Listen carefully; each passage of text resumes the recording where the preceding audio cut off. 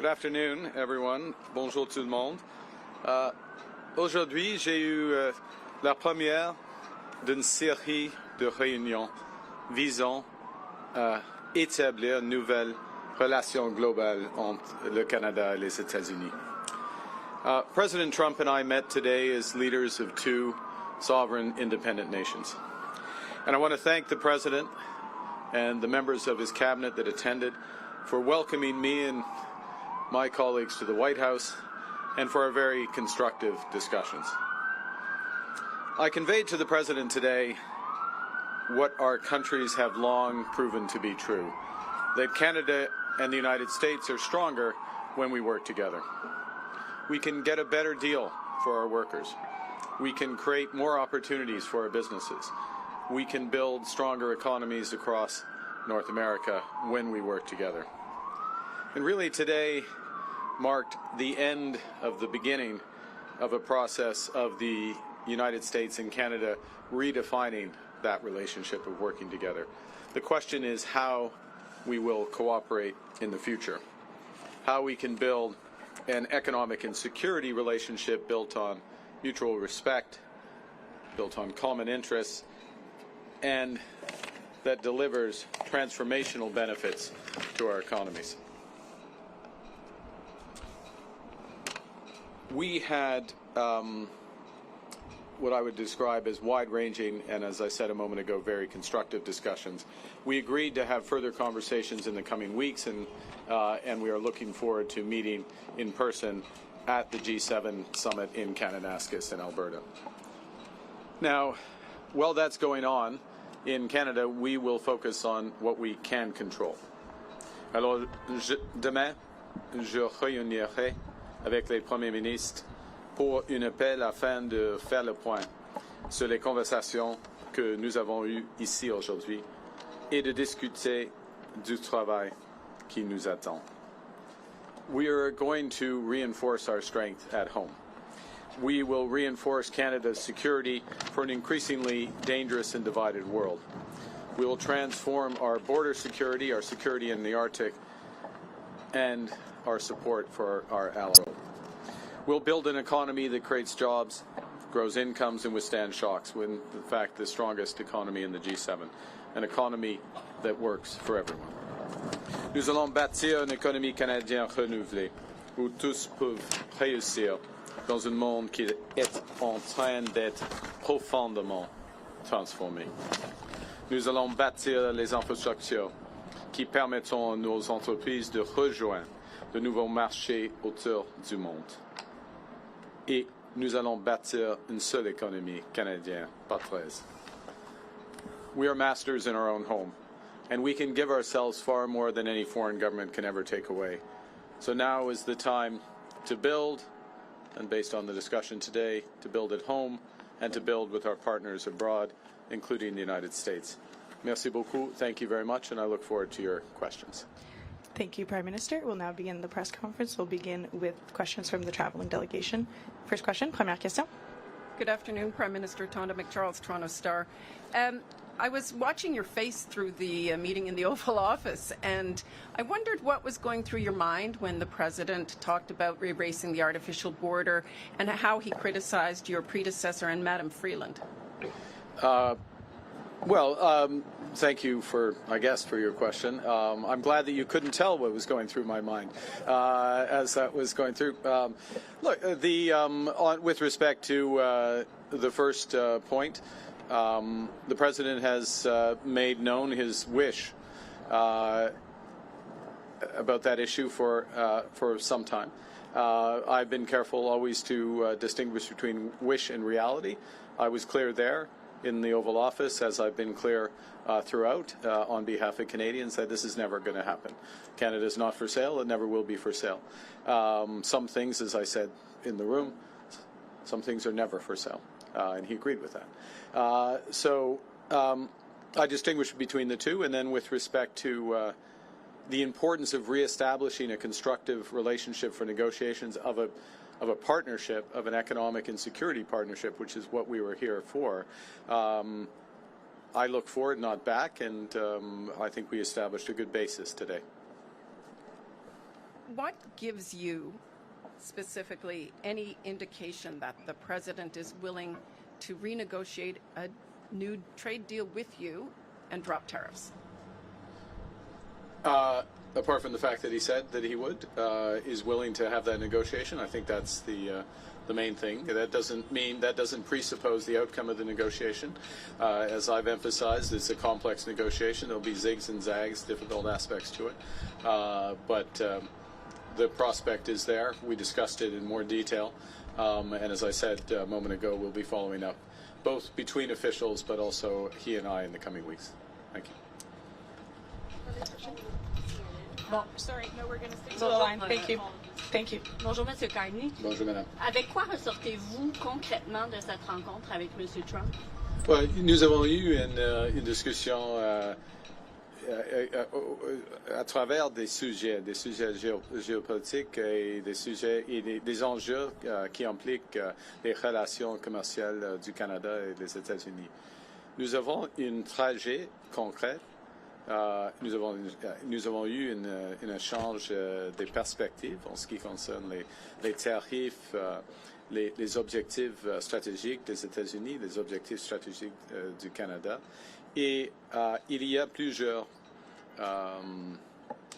enjeux sur lesquels on peut avancer les discussions. Alors, il y a un plan qui existe et une volonté qui existe entre les deux pays d'avancer les discussions. Mais il n'y a pas de décision sur n'importe quel tarif aujourd'hui. Quand il a été question, quand on a posé la question à M. Trump sur les tarifs, s'il avait l'intention, si vous pouviez faire quelque chose pour les lever, pour les supprimer, il a dit non. Comment est-ce que vous l'interprétez? Ce n'était pas une surprise pour moi. Pas du tout. Non, pas du tout. Parce c'est une situation très complexe. Hein. Il y a plusieurs tarifs. Il y a des liens entre les initiatives américaines. Il y a un monde qui est plus dangereux et divisé. Et il y a des liens entre nos relations sécuritaires et nos relations économiques. Alors, il n'y a pas une initiative canadienne qui peut changer cette situation. C'est la raison pour laquelle il faut avoir des discussions globales. Ce que je voulais dire, c'est qu'il faut s'attendre encore à ce que plusieurs mois, dans les prochains mois, ça reste. Là. On verra. Non, on verra. On verra combien de temps ça va prendre. Prochaine question. C'est pas nécessairement comme ça. Hi, Prime Minister. Joanna Smith from The Logic. At one point during the meeting in the Oval Office, the President, when talking about the tariffs and talking about a deal, also made very clear that when it comes to autos, his goal is to have car makers make them in the U.S. and for the tariffs to not make any economical sense to be made in Canada anymore. Do you anticipate lifting tariffs on autos at any point? And what did you tell him in the room about that topic? Well, we had discussion about all the major issues in the room, so to speak, in the lunch afterwards, including autos, and specifically, without going into the full details, the strategic position of the North American auto industry, or more specifically, the Canadian-U.S. auto industry, versus foreign competition, including from Asia, and how that could be enhanced.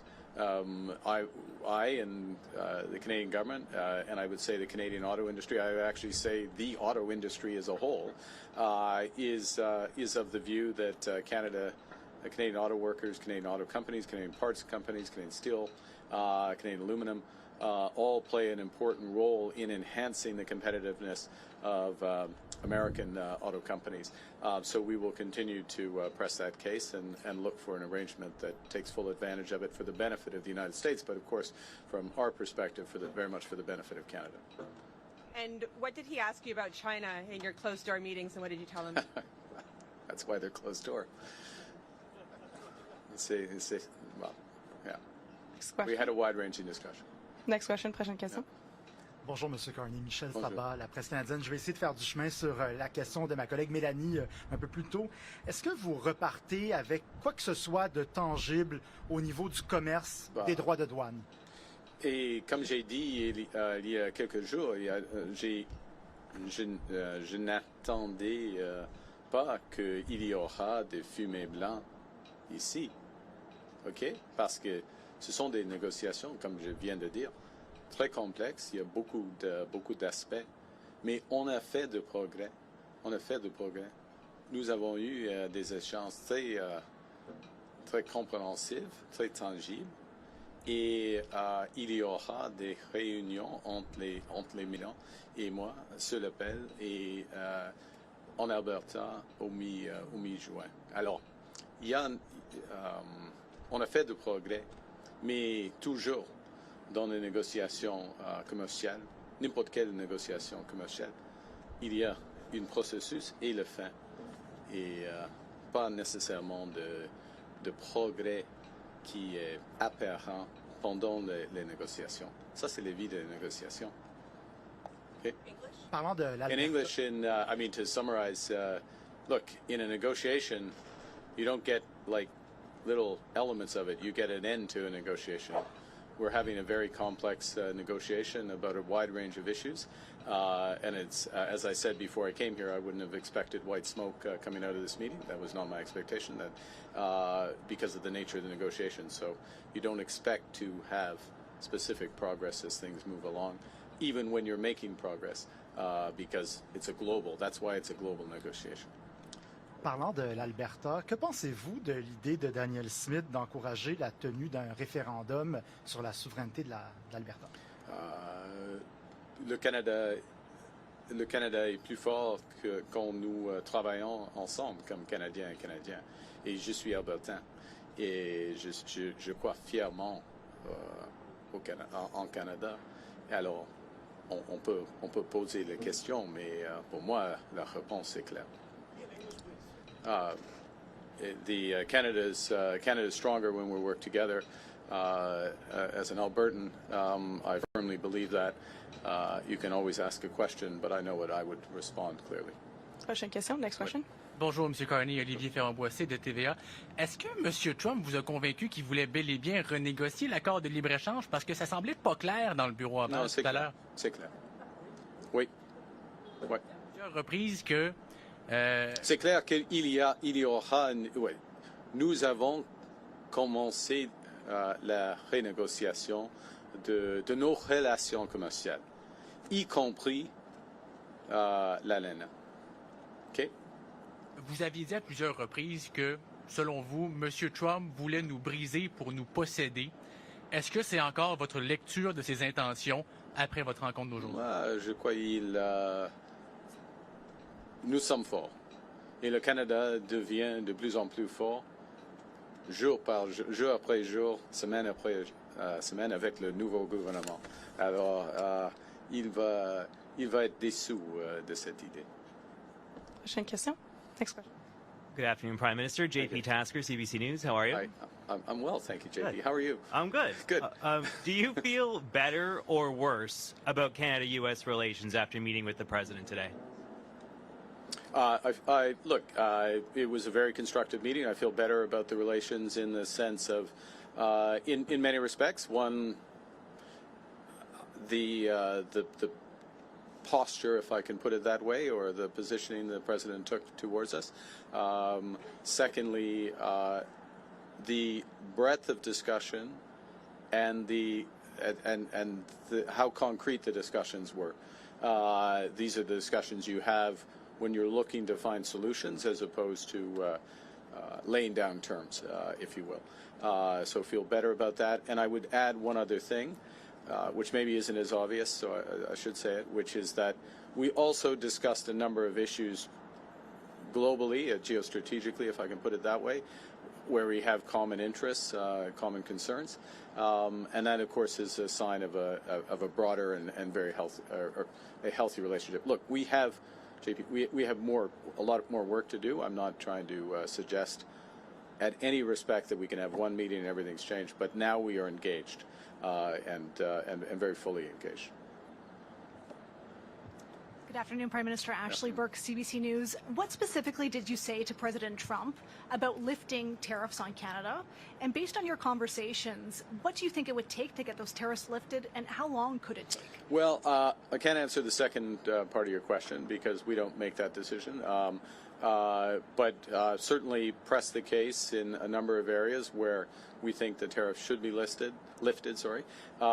And specifically, I'll give an example with respect to the scourge of fentanyl and the efforts, the considerable efforts that have been made at our border and behind the border in terms of raids as well.